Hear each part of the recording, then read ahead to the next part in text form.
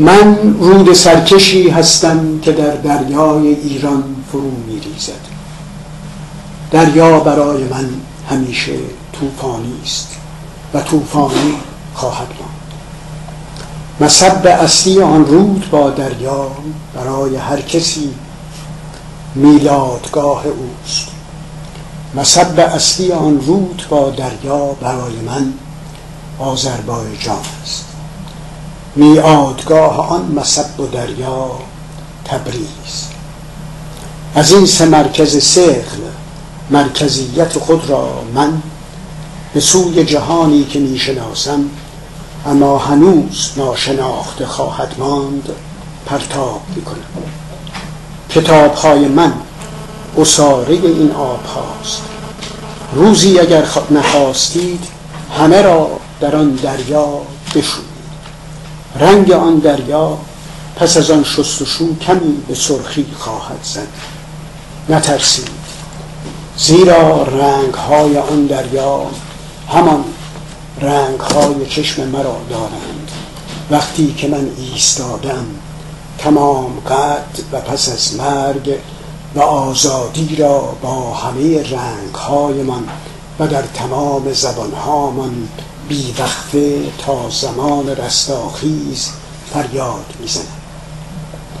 حتی اگر جهان خود را زده باشد به یک کری پیوسته و یا نادان و بی‌پاسخ در برابر آن قد کشیده باشد، من لاله‌های آن گوش‌ها را با سوزنی که درد تیزی دارد سوراخ خواهم کرد و گوشواره بلند آزادی را در آن سوراخ به رغم زجرهای هولناک صاحب آن گوش فرو خواهم کرد که دیر و زود هم اگر این عهدنامه داشته باشد نه سوخت و سوز خواهد داشت و نه خیانت تاریخ.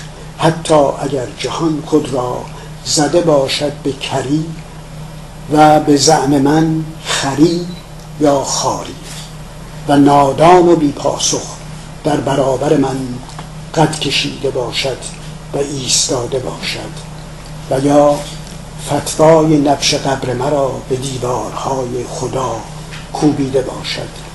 زیرا که حق گرفتنی است و دست یافتنی.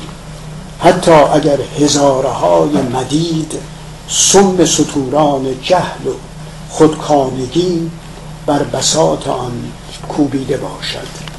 دریایی از آتش درست در آن لحظه موعود خواهد کشید زبانه و چکمه از روی سینه مادرها کنار خواهد رفت و کودک سرگردان پستان مادر را خواهد شناخت. بومی از شوق بر گونه های پیر و جوان جاری خواهد شد. دریا برای من پیوسته طوفانی است و طوفانی خواهد ماند. آن چشم سومی که در میانه پیشانیم از 10,000 سال پیش باز بوده به من گفته که باز خواهد ماند تا همیشه عالم و همین حرفها را تکرار خواهد کرد تا آنچه ماندنی است بیوا همه درست در برابر چشم همه بیاید و هرگز نرود. و پایان ماجرا این است که این ماجرا پایان ندارد و جهان راه است و ماجرا و راه.